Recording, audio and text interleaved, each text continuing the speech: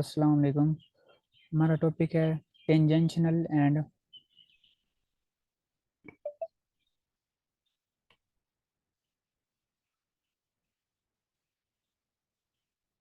Normal component of acceleration. सबसे पहले tangential and normal component of acceleration होती क्या है। हम डेस्कटॉप ओपन कर लेते हैं।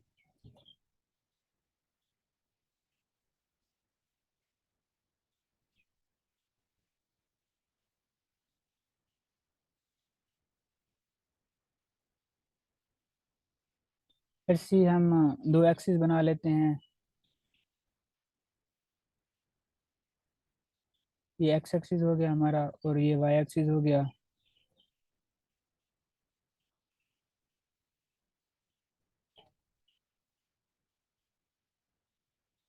अब सिंपली हम इस पर एक कर्व ड्रा कर लेते हैं, फिर हम उसकी डिस्कशन करते हैं कि इसकी नॉर्मल और टेंजेंशनल किस तरह से होगी।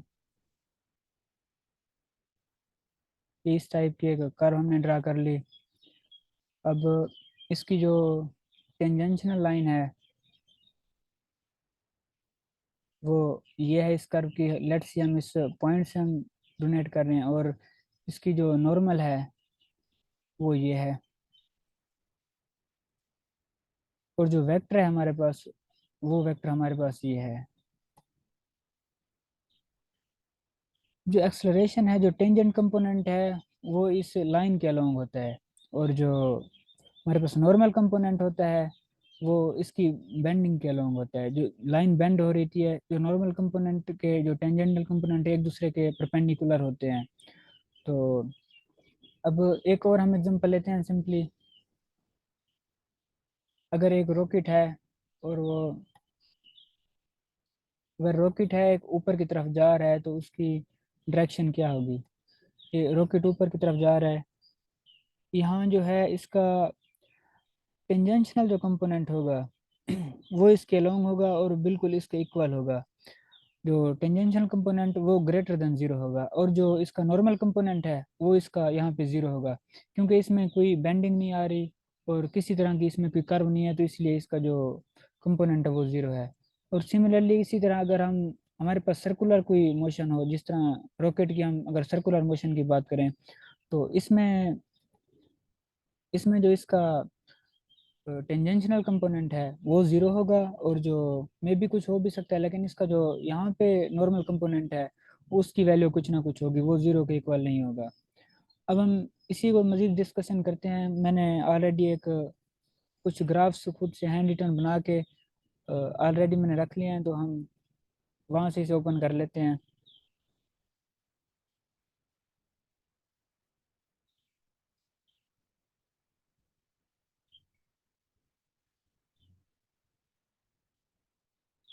ये देखें, ये जो है इसका ये टेंजेंशियल कंपोनेंट है, ये नॉर्मल कंपोनेंट है, और यहाँ पे ये हमारा जो है मेन वेक्टर है। ये अब हमारे पास अगर रॉकेट इस तरह ऊपर मूव करेगा तो उसका टेंजेंट कंपोनेंट होगा, लेकिन उसका नॉर्मल कंपोनेंट नहीं होगा, क्योंकि जो बेंड होता है कर्व में वो नॉर्मल कंपोनेंट में हमारे काउंट होता है। इसी तरह अगर रॉकेट हमारे पास सर्कल में मूव करेगा तो उसका जो टेंजेंशियल कंपोनेंट है वो जीरो होगा, और जो उसका नॉर्मल कंपोनेंट है वो जीरो नहीं होगा।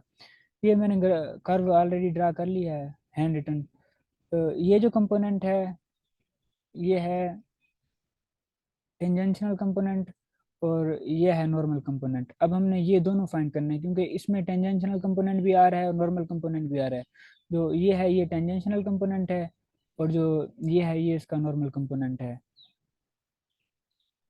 ये acceleration into two component, tangent component is along the line unit vector के जो अलोंग लाइन है टेंजेंट कंपोनेंट उसके होगा, और जो नॉर्मल वेक्टर है वो इज अलोंग द यूनिट मोनोवेक्टर, और यूनिट मोनोवेक्टर के अलोंग होता है। It mean simply unit normal vector give the direction of the curve in the turning. Unit normal vector है वो हमें कर्व की जो है बेंडिंग और टर्निंग की जो डायरेक्शन देता है, और जो टेंजेंशियल वेक्टर है वो हमें इसकी मोशन डायरेक्शन ऑफ मोशन देता है कि किस सिमत में ये मूव कर रहा है। इस तरह रॉकेट की हमने एग्जांपल ली, रॉकेट अपवर्ड मूव करता है तो उसमें कोई बेंडिंग वगैरह नहीं होती, तो उसका नॉर्मल कंपोनेंट वहाँ पे जीरो होता है और उसका टेंजेंशियल कंपोनेंट की कोई ना कोई वैल्यू होती है। अब हम यहाँ आते हैं, जो फर्स्ट डेरिवेटिव होता है वो वेलोसिटी को जाहिर करता है, जो सेकंड डेरिवेटिव होता है वो एक्सेलरेशन को डिस्क्राइब करता है। यहाँ पे मज़ीद हम फर्दर डेरिवेशन है इस फार्मूले की, हम इसे मज़ीद एक्सप्लोर करके नीचे देखते हैं। ये यही ग्राफ यहाँ पर ड्रा किया गया है, जो ये है ये टेंजेंट का कंपोनेंट है और ये नॉर्मल कंपोनेंट है। एंड यहाँ पे अब हमें नॉर्मल कंपोनेंट निकालने के लिए हमें फर्स्ट डेरिवेटिव चाहिए, सेकंड डेरिवेटिव चाहिए और उसके बाद फर्स्ट डेरिवेटिव की मैग्नीट्यूड और फिर उसका क्यूब चाहिए, और ये फाइनल रिजल्ट है इसका। और यहाँ पे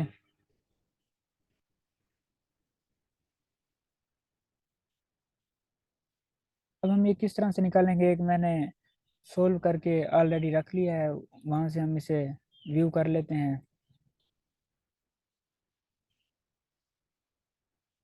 यहाँ पे अब ये हमारे पास फार्मूला है टेंजेंट का कंपोनेंट निकालने का, first derivative multiply second derivative for बटा फर्स्ट डेरिवेटिव आर की मैग्नीट्यूड, और ये नॉर्मल निकालने का फार्मूला, इन दोनों का हमने क्रॉस प्रोडक्ट लेना है, फर्स्ट डेरिवेटिव का और सेकंड डेरिवेटिव का, और फर्स्ट डेरिवेटिव की मैग्नीट्यूड पर हमने इसे डिवाइड कर देना है। अब हम सपोज कर रहे हैं कि हमारे पास ये वाला वेक्टर है R of T cos T I plus sine T J plus T K, ये हेलिक्स का इक्वेशन है। फर्स्ट डेरिवेटिव हमने यहाँ ले लिया, सेकंड डेरिवेटिव ले लिया, फर्स्ट डेरिवेटिव की मैग्नीट्यूड ली, उसकी मैग्नीट्यूड 2 हो गई, इन दोनों का प्रोडक्ट लिया फर्स्ट डेरिवेटिव और सेकंड डेरिवेटिव का, और उसका आंसर हमारे पास आ गया 0। सिमिलरली यहाँ पे इनका अब क्रॉस प्रोडक्ट लिया नीचे, फर्स्ट डेरिवेटिव का सेकंड डेरिवेटिव का, इस इक्वेशन में पुट करने के लिए, तो फाइनली हमने अब ये वैल्यूज इन इक्वेशन में पुट कर देनी है। ए ऑफ टी में ये वैल्यूज पुट की, जो है इनका प्रोडक्ट 0 था और इसकी मैग्नीट्यूड 2 थी, तो जो टेंजेंट कंपोनेंट है इसका वो यहाँ पे 0 है, क्योंकि एग्जैक्टली हम इस जगह पॉइंट ले रहे हैं और ये बिल्कुल इस लाइन के ऊपर है, इसीलिए यहाँ पे इसका टेंजेंट कंपोनेंट 0 है। लेकिन कर्व में बेंडिंग ज़रूर है, यहाँ पे कर्व में जो बेंडिंग है, इस वजह से जो इसका नॉर्मल कंपोनेंट है वो square root 2 divide by square root 2, क्योंकि इनका क्रॉस प्रोडक्ट 2 आया था, और जो मैग्नीट्यूड थी वेक्टर की फर्स्ट डेरिवेटिव की वो भी 2 थी, तो ये इसकी 1 है। अब यहाँ पे हमने इसकी टेंजेंट लाइन भी फाइंड कर ली, टेंजेंट कंपोनेंट भी फाइंड कर लिया, और जो है नॉर्मल कंपोनेंट भी फाइंड कर लिया।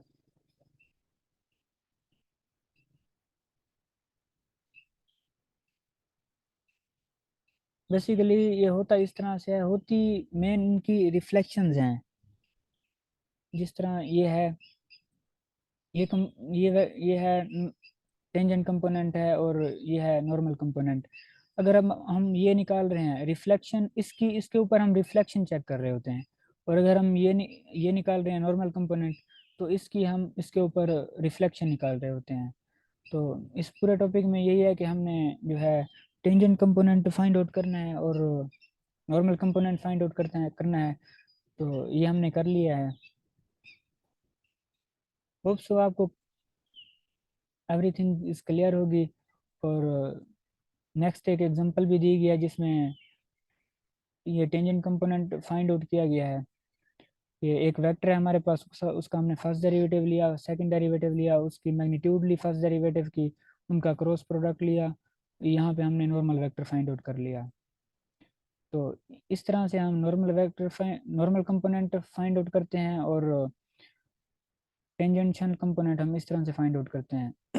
Eight the end, thank you to sir Awais Younis, उन्होंने हमें ये अपॉर्चुनिटी दी कि हमें इंटरनेशनल लेवल तक हम हमें इंटरनेशनल लेवल को हम compete कर सकें, और हमें इस तरह के प्लेटफॉर्म्स उन्होंने मुहैया किए। Thank you so much.